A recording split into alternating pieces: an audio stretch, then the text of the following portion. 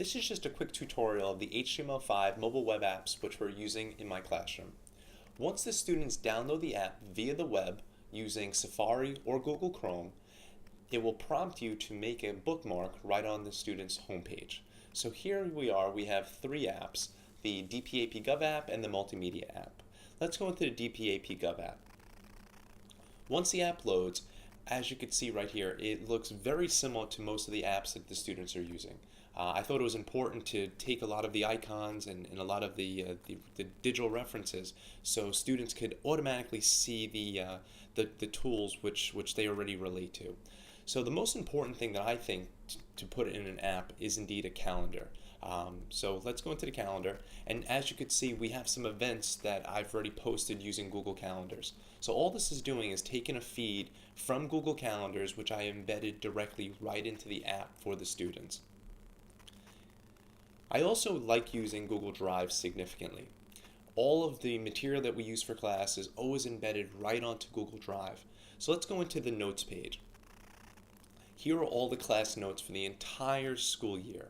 What I like about this as well is they're always in real time, and any pictures or YouTube videos which you put into the app will be automatically embedded right there. So all this is doing is just pulling the feed from my Google Drive, which I've already made public, and I published it to the internet. I also like using Twitter in my classroom.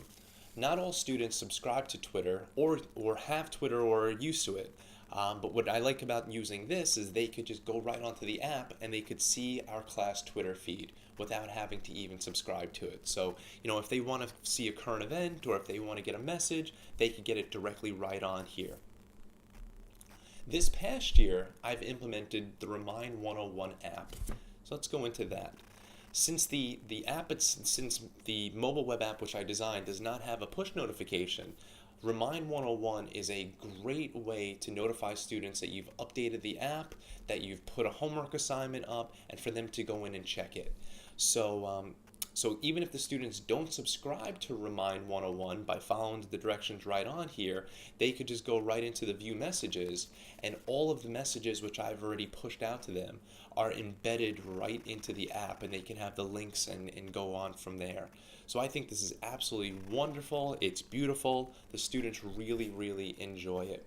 And the last thing that I'll just feature on this particular app is indeed YouTube.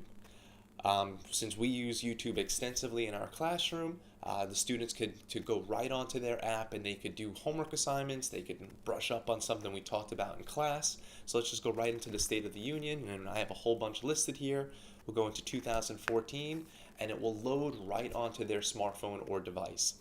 One thing I didn't mention before is that these apps work on both Android platform and on iOS. The other app I would like to highlight is my History Through Multimedia app.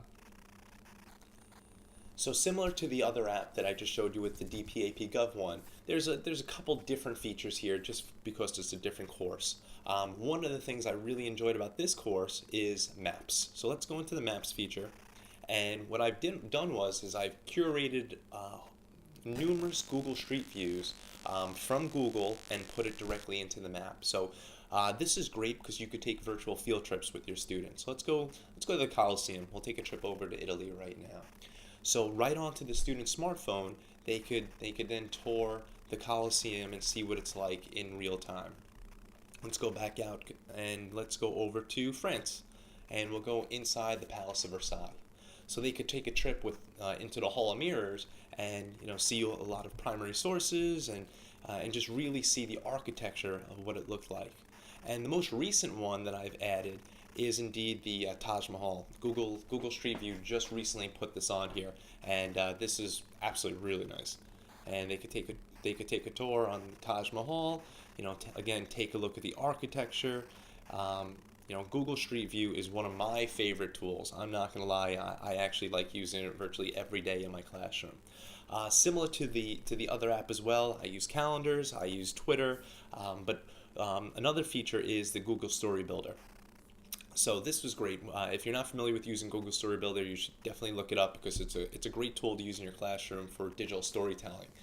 So one of my students, they made a video and we put it onto the class app. So all the other students were able to view it and download it, and this video alone has gotten over 400 or 500 hits at this point, and the student got a lot of recognition and was really proud of being able to get their app right onto here. Last year we also did a Traveler IQ Challenge, which is a separate website. But what I wanted to do is I wanted to be able to put the list of students in real time, so all the students knew what their scores were and how they listed against other students. So so this was the competitive nature of the students was absolutely wonderful, and by using the app, they really got involved in it. Um, the other thing I think is very important is contact information, and more importantly, feedback.